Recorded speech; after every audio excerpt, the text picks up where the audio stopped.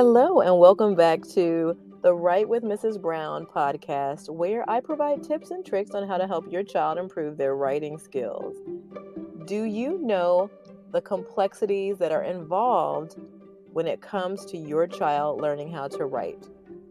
Well, in today's podcast, we'll discuss the 13 skills involved in writing. Now, this is not to overwhelm you, but it is designed to help you better support your student. As parents, we want to help our children succeed in every area of their lives, including writing. So, whether your child is struggling with writing or simply wants to improve their skills, this podcast episode will offer valuable insights and tips to help them along the way. Whether you're a homeschooling parent or just looking to support your child's learning, get ready to discover the essential skills your child needs to become a better writer.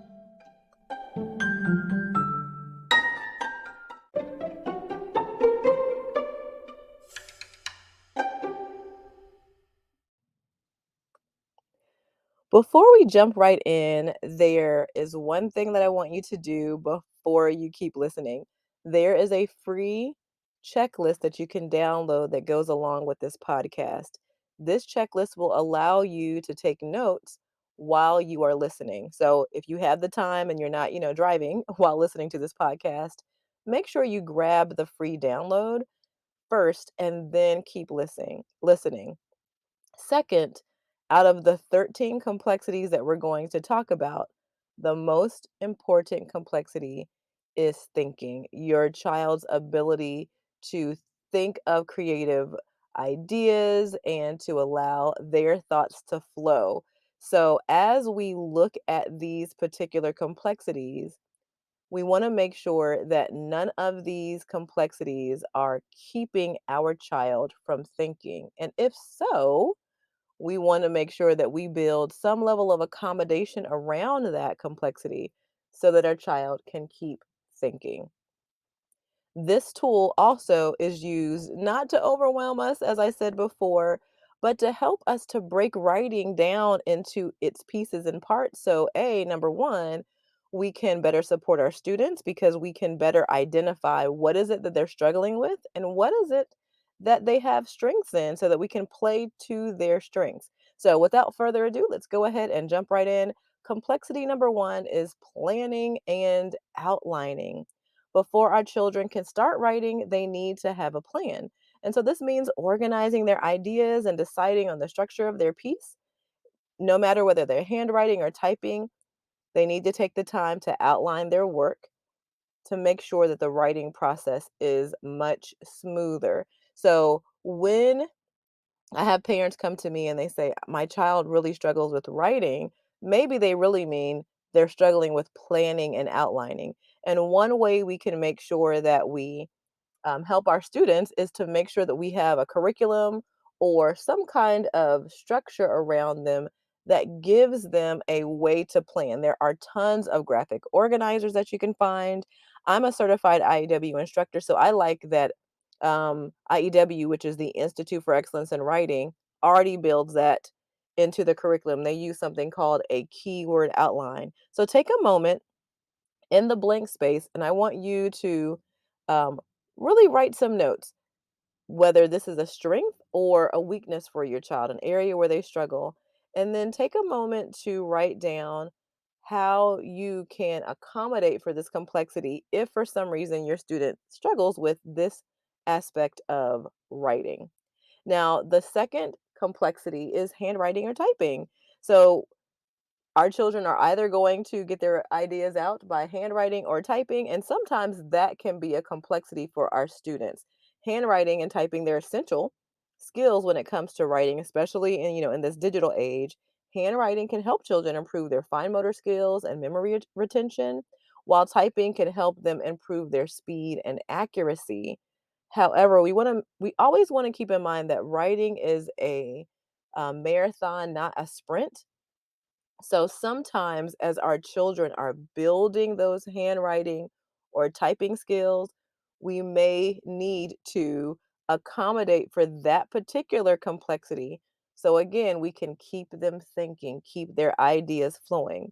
Now, when it comes to accommodating for that complexity, sometimes we can use apps like Google's voice to or text to, I think it's called voice typing.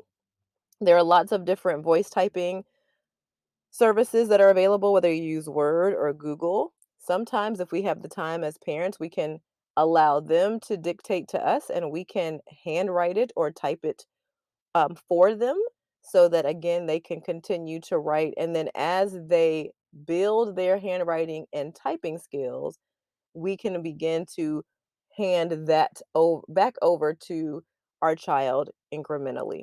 But again, if handwriting or typing cause them to stop thinking and they shut down, we want to think through that complexity. So take a moment in this particular area and write down, maybe handwriting or typing is really keeping our child from thinking. And so, is this a strength for our child? Is it a challenge for our child, a complexity that we need to accommodate? And if so, take a moment to write down some accommodations you can provide for your student.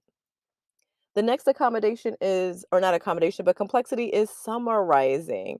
So, this skill is essential for conveying complex information in a clear and concise manner. Summarizing allows your child to distill the most important points from their research and present them in a way that is easy for their readers to understand. Now, this is a pretty complex skill that our children have to build. And again, this is not something we want to assume that they should be able to do well right away. Writing again is a marathon, not a sprint. I'll have to kind of plug IEW again. I know there are lots of other resources out there, but one thing I like, if you are familiar with IEW, or even if you're not familiar, they have a unit, a report writing unit that they call Unit 4, and they teach the student how to summarize, take a long source and only keep what's interesting, important, or relevant. And then, of course, they teach them how to add a topic and a clincher sentence. And so, again, I like that it's kind of the skill of summarizing is built into the way the content of writing is presented in the Institute for Excellence in Writing. There are, of course, many other aspects and other curriculum that are out there, but summarizing is a skill that you again want to say, okay, is this a strength of my students? Is this maybe an area where they need some support? And if so, what accommodations or what support can I put around them? What resources can I identify and put around them to help them with that particular complexity? The next complexity I want to talk about is reading. Obviously, reading is essential for writing and for writers, as it exposes our students to different styles of writing and helps them to develop their own voice. It's important, obviously, for them to read widely, both within, different genres and outside of different genres to expand their knowledge and understanding. And reading can be accomplished in a lot of different ways. Audiobooks are great. I'm a big component of Read Aloud. I love Read Aloud Revival. If you ever follow her podcast or her newsletter, she has lots of wonderful resources for reading aloud to our children, no matter how old they are. And I said in my previous podcast that, I still read aloud to my children and they are teens. I have my oldest is 18, and yes, we will all get around and I will still read to them. So, is reading a strength for your child? And if reading is something that keeps them from being able to write well or to think, then what are some accommodations? What are some resources that we can put around our children to help them build this skill as they are also building their ability to write well, because this is again a complexity that is involved in writing. Let's talk about speaking and executive functioning. These are two skills that we often don't think of when it comes to writing, but they really do come into play when it comes to writing. Being able to articulate their ideas clearly is essential. And, whether your student is writing a speech or an essay, and executive functioning skills like time management and organization help your student to stay on track and meet their writing goals. So, I have a one of my own children struggles with executive functioning, and I can for sure speak to how that interferes with their ability to write, keeping up with their papers, keeping up with things. And so, and speaking as well, being able to articulate. I have another child, again, my own personal child, who still struggles from time to time with not executive functioning, but expressive language delay. So I have to say, I really like IEW for a couple of reasons in these two areas, speaking and executive functioning. When it comes to speaking, we talked about the keyword outline earlier when we talked about planning and outlining. Well, one thing that IEW, the Institute for Excellence in Writing, has the students do is once they write their keyword outline, they have to go line by line and take those keywords that they wrote down. So they use this process called read, think, look up, speak. Read those keywords, think of a complete sentence, look up, and speak that complete sentence. For my child who had expressive or who has expressive language delay, this skill, the way that IW broke this down for her, it was a miracle in my house. It really helped her to consolidate all of her ideas and to break down her ideas one line at a time. It was super helpful. So if you have a child who really needs some support in that particular area, I really like how IAW has that already embedded in their program. I'm sure there are other programs and other resources out there as well, but speaking is one that is already embedded in the IAW program. Executive functioning. Now, what I like about how IAW is laid out, but there are a lot of curriculum that do this as well. They have not only a checklist for what you should be doing each day to break down the entire assignment into smaller chunks. That's part of executive functioning skills. But it also has a checklist for every single assignment so the students know what is expected, and they can self-correct or self-check if they have completed everything on their keyword outline on the assignment. So I love this. This was especially helpful for my child who struggled with executive functioning, who has ADHD, to give this child those supports around him to help him build those time management and organizational skills. So again, take a moment. Does your child excel in the area of speaking? Excel in the area of executive functioning? And if not, what are some accommodations or supports you can put around them? All right, let's talk about editing and then research. So, editing is another crucial skill for writers. No piece of writing is perfect, obviously, on the first try. So, it's important to take the time to review and revise work. And that's something our children have to learn how to build. They have to build that particular skill. And so this means, of course, checking their grammar and punctuation, as well as refining their ideas and structure. And so again, is your child great at editing, or is this a skill when, you're saying my child doesn't write well? Is this a skill that again is being considered that needs to be built over time?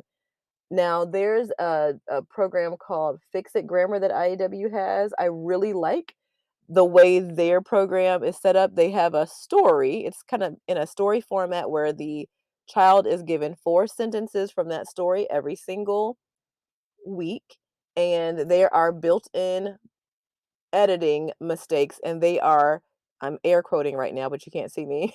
They are hired as the editor for this writer, and they have to edit their sentences.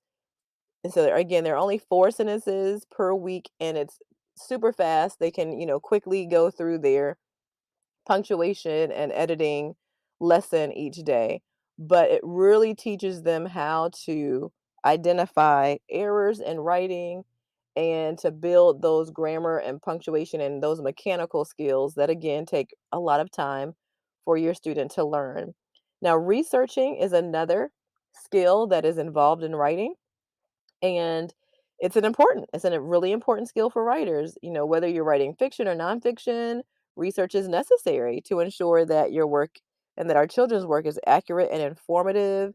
And this means digging deep to find reliable sources and staying organized as they gather the information. And so we want to consider that researching is also one of those complexities that are involved in certain types of writing, again, whether it's nonfiction or fiction.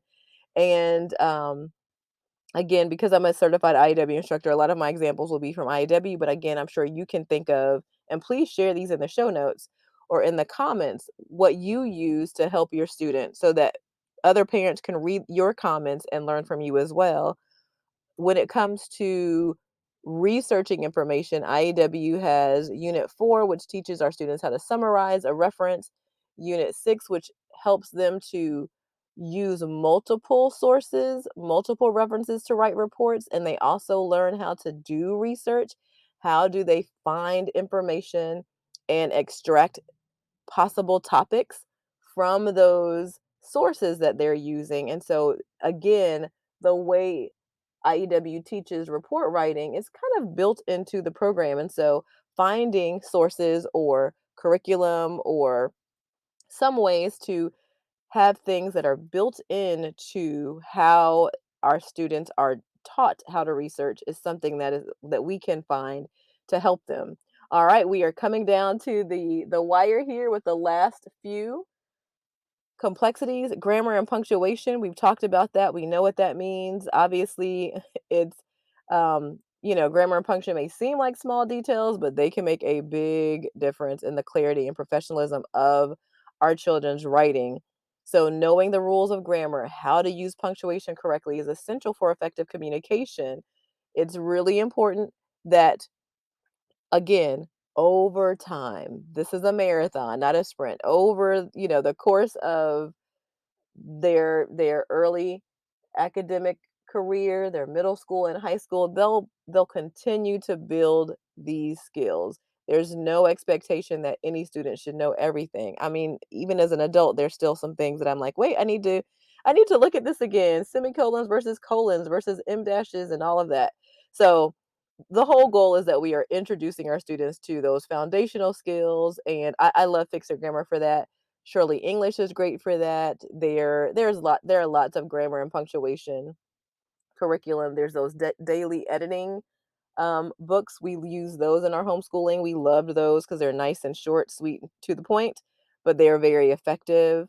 The next skill that I want to talk about is revising. Revising is kind of like editing, um, but it really kind of means taking the time to review your work and make changes as necessary, whether it's reorganizing ideas, tweaking your wording.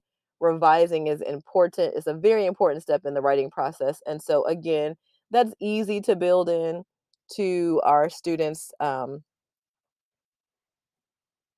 the things that we're teaching our student, having them write something and then thinking about it again to say, all right, did we really, I always tell my student, your writing is basically a conversation between you and the reader. Now, obviously the reader is not with you when you're writing, and so you always want to anticipate what questions they might ask you and have you answered those questions. And so revising is one of those skills that we want to help our children build over time. So as we're talking about each of these skills, you can pause the podcast at any time and just really evaluate, is this a strength for my child, or is this an area where I want to make sure that my student has support and accommodations and resources that can help teach them this.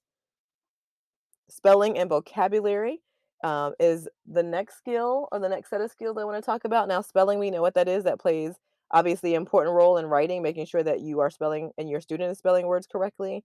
And obviously, vocabulary allows our student having a broad menu of vocabulary to choose from, allows our students to communicate their ideas clearly and effectively.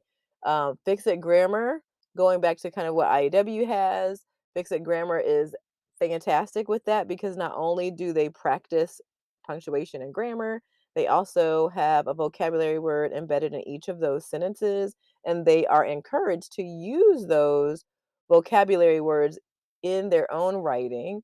And then, of course, there are some built-in spelling errors in some of what the sentences include, and so that helps them to practice that as well.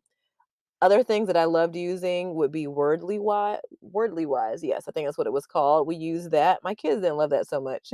I liked it, but they didn't. But I'm curious, you can kind of share in the notes. Please share, what do you use that helps your student with spelling and vocabulary? I know that it tends to be a struggle for a lot of our students, spelling. I know I hear a lot of parents struggle with that. I even have my own personal children who struggle with that. And we liked Abeka when they were young. For spelling, I really liked how Abeka taught spelling. So there are tons of things out there, tons of resources to help our students with spelling. And last but not least, but also most important, is thinking, right? Finally, we come to thinking. This is the most important skill for writers as it encompasses all of the other skills we've discussed.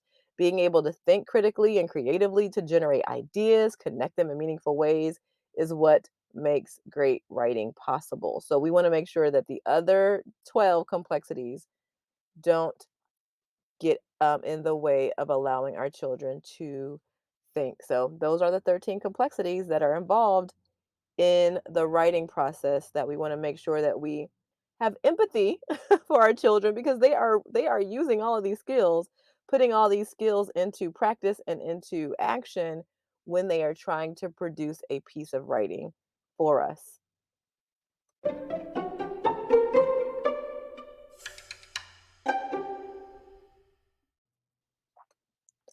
And there you have it, the 13 skills involved in writing.